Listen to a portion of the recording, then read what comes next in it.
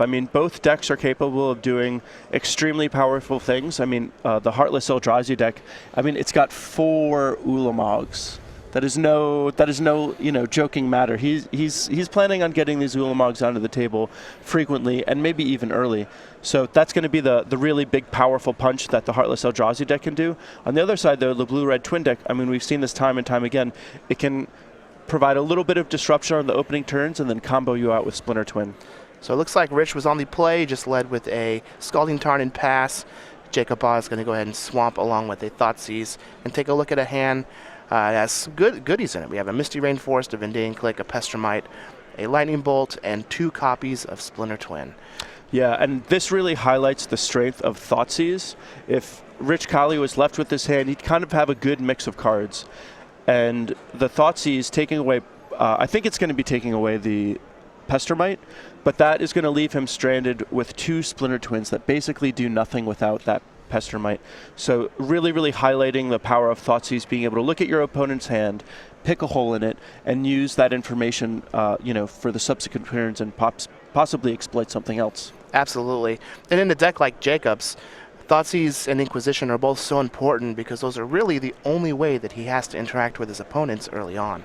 He does have some removal spells, Go for the Throat, Slaughter Pact, Dismember, but Thoughtseize and Inquisition are really what he's wanting to have to bridge the gap between doing nothing and dropping his fatties. Yeah, it's also really important too because both of these decks are decks that are really focused on having a way to win the game. They're a little light on disruption, and so getting 1 or 2 disruption pieces early on is really going to set the pace for the subsequent turns, and those subsequent turns, each player could be throwing out haymakers. So Rich Cali just went ahead and played a Mystery Enforced and passed. Jacob Baugh has an Eldrazi Temple and a Heartless Summoning. Rich Cali is going to miss his 3rd land drop and pass back to Jacob Baugh, and he has a whole bunch of mana available to him. And as we see here, 1, 2, 3, 4, 5, 6, an Oblivion Sower on turn 3. Yeah, this is no laughing matter. This is going to make Jacob's mana basically explode. I mean, he's got 2 extra lands, and now he's going to be able to come out with an even bigger fatty next turn. And this really highlights how powerful this Heartless Summoning can be. I mean, without it, he just wouldn't have had this draw.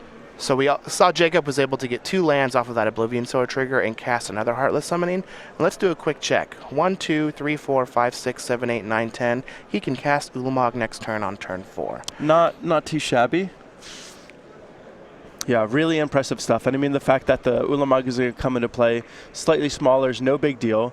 And the fact that he can play it and possibly exile both of Rich Cali's lands, that would just be the nail in the coffin for this game. Now it looks like Rich went ahead and remanded that 2nd copy of Heartless Summoning, fetching for an island and then using his Scalding Tarn for black mana since there isn't Urborg on the battlefield. It's a little interesting that he didn't do that against the Oblivion Sower, since it's going to put a clock on him, but I can't blame him. Like, he's just going to recast it and get some more lands. Yeah, I mean, the Oblivion Sower, it gets its trigger when you cast it, so he's going to get... Wow. There's Ulamog still. So we've got an Eye of Ugin, and a turn 4 Ulamog still. Oh man, well this is one way to start the day. Yeah. Triggers? Yeah, don't want to forget that. I mean, man. You know what? I think I have 4 copies of Heartless Summoning in my collection at home. I'm pretty happy about that. We might as well bring up the sideboard now.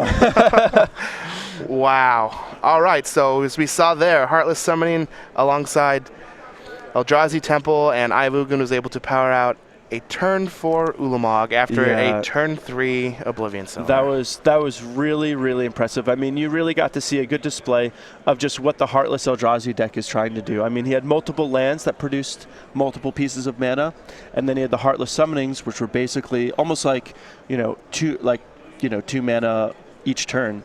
So you really got to see how he gained a lot of mana and then how he leveraged that for some really powerful plays that locked up the game. Absolutely. So let's go ahead and take a look at the sideboards here and see if we can figure out what a plan's going to be. So for Jacob Baugh, he does have 3 Disfigure, 1 Slaughter Pact, 1 Damnation, 2 copies of Drown in Sorrow, a Ratchet Bomb, a Memoricide, 2 Cranial Extraction, a Knight of Soul's Betrayal, and 3 copies of Vampiric Link. What do you think he's going to go with there? So a lot of decks have Slaughter Pact on their sideboard specifically for Twin, so I definitely think that's going to come in. Ratchet Bomb also has some utility when trying to fight off the combo. And another card that I have to imagine he's going to be looking to bring in is Memoricide. Just because you can cast it and just, get rid of all the Splinter Twins from the opponent's deck. Knight of Souls Betrayals, again, another card that has a lot of utility against the twin deck. Basically, all their creatures are either 1 power or 1 toughness. So Knight of Souls Betrayal being a card that can give all creatures on the battlefield -1/-1 is going to be also really good. So do you think Memoricide's better than Cranial Extraction?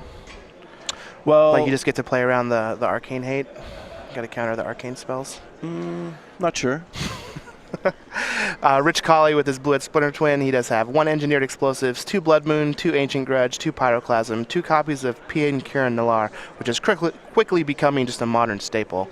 1 Negate, 1 Izzet Staticaster, 1 Jace Architect of Thought, 1 Kuranos God of Storms, a Roast, and a Dispel. What do you think Rich has got going on? Well, first of all, I read Cranial Extraction on Surgical Extraction. Fair enough. So that's why there's that mix-up. But for Rich Cali's side, the cards that I think that he'll bring in are the Blood Moon has some utility, as it does against a lot of these big mana decks. It's not quite the nail in the coffin because Jacob is gonna, if he sneaks out a Heartless Summoning before the Blood Moon, he can still just hit a lot of land drops and cast his stuff. Yeah, that's one of the things I really like about Jacob's deck is it kind of helps shore up that Blood Moon weakness that he had last week. Yeah, for sure.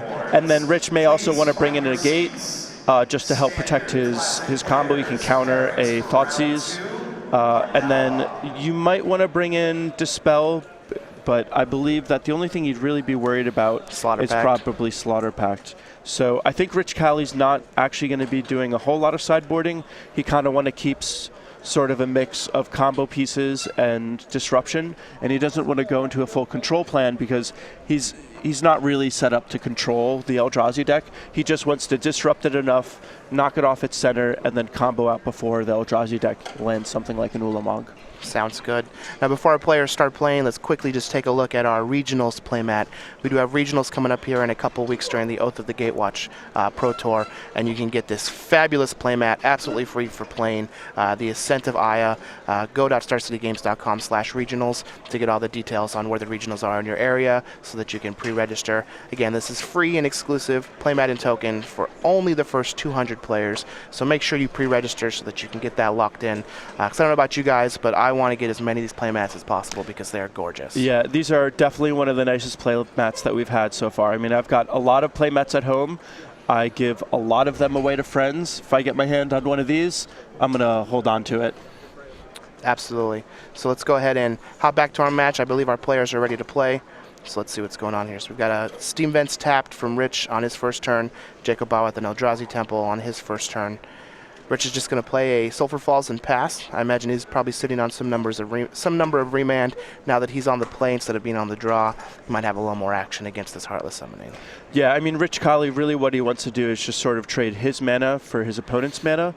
But he's not getting the opportunity to do that so far. So Jacob is just going to play another Eldrazi Temple and pass.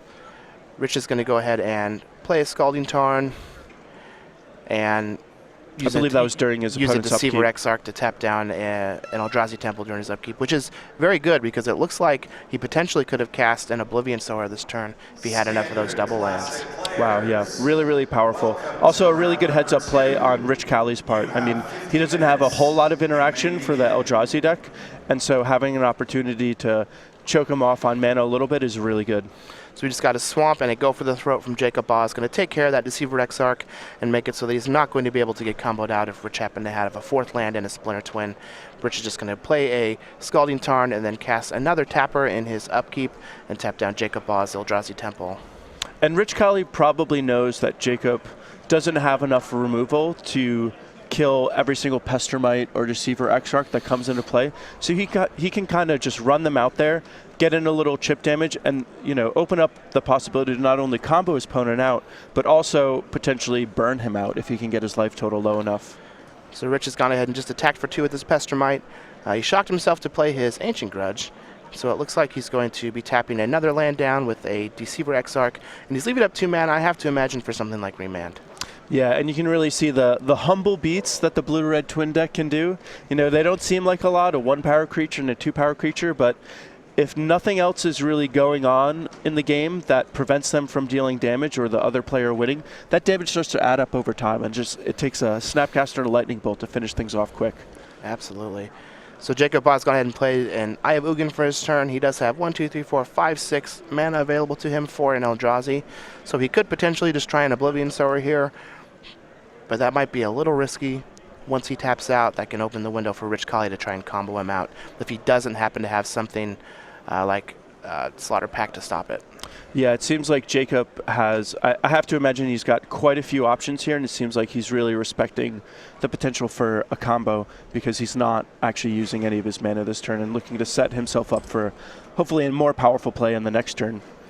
So Rich has gone ahead and drawn for his turn. He's going to use his Scalding Tarn and get a basic island, and then just go to his combat step and beat in with his small blue creatures. Yep, the mediocre beats keep coming in. They don't seem like much, but they add up. They do add up. And once you start to get into that 6-9 range, Snapcaster Mage and Lightning Bolt ends the game fairly quickly. And here we have that Blood Moon out of the sideboard of Rich Cali. Yeah, now this is really great. I mean, Jacob essentially would have had access to, I believe, 8 mana on his turn. But with this Blood Moon, it chops it down all the way down to 5. That's pretty good. Yeah, it's like a triple Stone Rain. Yeah, that's an impactful Blood Moon. And Jacob doesn't really have a board either. Sometimes the risk of playing a card like Blood Moon is you spend your turn putting this enchantment onto the board, and that can be a bit of a loss of tempo. And if your opponent's ahead of you, they can really leverage that. Even though you've locked off their mana, they just may have a better board. But in this case, Jacob has no board, and this Blood Moon can kind of be cast with impunity. Absolutely. So Jacob here is just going to play another land, cast a Heartless Summoning, which will help him get back up to that point where the mana is going to be relevant. And here we see a Cranial Extraction. I imagine it's going to be naming Splinter Twin. Yeah. It looks like it did name Splinter Twin. Now Rich is going to reveal a hand with a Negate, a Dispel, and what looks like another land. I think that's might be an Electrolyze. Oh, yeah, maybe. Is it a foil? Looks Yeah, like it is a foil Electrolyze. Electrolyze. So Rich does have 2 islands at his disposal, but Jacob now can be completely fearless. He does not have to worry about being comboed, and once he gets to the point where he can start casting his spells, he can just start slamming them down. So he does have, it appeared he had some number of Oblivion Sowers in his hand, and he does appear to have 6 lands on the battlefield, which will more than likely turn into more lands with that Oblivion Sower. And at some point, I imagine we're going to see an Ulamog. Now that Rich Cali is not able to Splinter Twin Jacob out of this game, Big Daddy Ulamog is just free to tear up everything. Yeah, and I also, for the sequencing on Jacob's turn, I really, really like that. I mean, he cast the Heartless Summoning first as a test spell, and then after it got countered, then he cast his Cranial Extraction. Absolutely. So Rich Cali is just going to go ahead and play a land and pass the turn. Jacob's drawn. It looks like he hit another land. I imagine he's trying to figure out if Bojuka Bog still exiles Rich's Sounds like graveyard. a good judge call. I don't believe it does. But we are still going to get an Oblivion Sower here. Like that would have been a great sequence if, I don't know how many lands are in his graveyard, but there's some nice synergy between Bojuka Bog and Oblivion Sower. Oblivion Sower. Absolutely. It's going to miss on lands.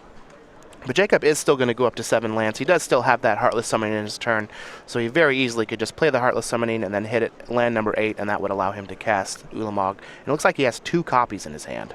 And even though this Winnower didn't hit any extra lands, it's still a big body. I mean, the blue-red twin deck has really no answer for it. Sometimes these decks will play a Harvest Pyre. Yeah, it looks like he does have a Harvest Pyre, which BBD used. Yeah, and I mean, he's only got 1 of these, though. So, I mean, this 6/6 is quite the threat. And this is one of the reasons that some of the blue-red twin players prefer to splash black, because not only does it give you discard spells, gives you also access to Terminate. Exactly. So it looks like Jacob was able to pick up another copy of Heartless Summoning for his turn.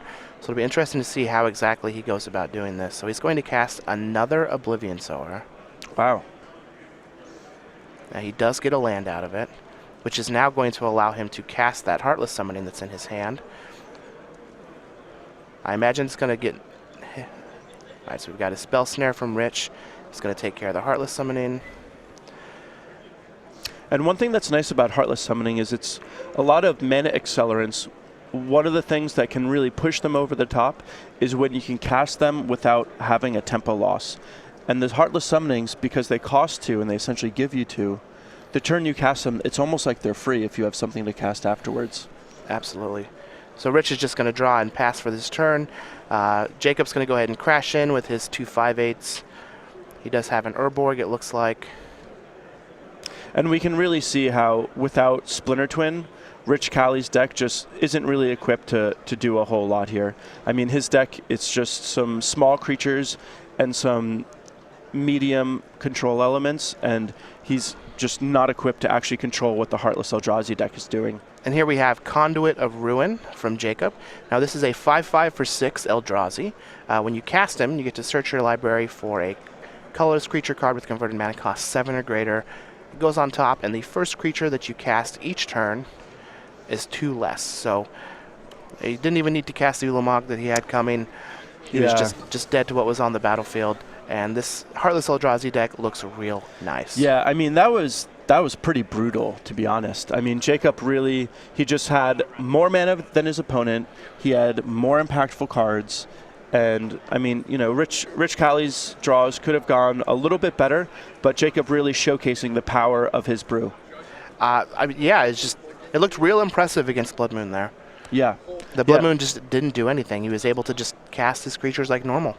Yeah, I think that's one of the advantage of these Eldrazi decks, but also the Tron decks, is even if you Blood Moon them, you're not actually killing their lands.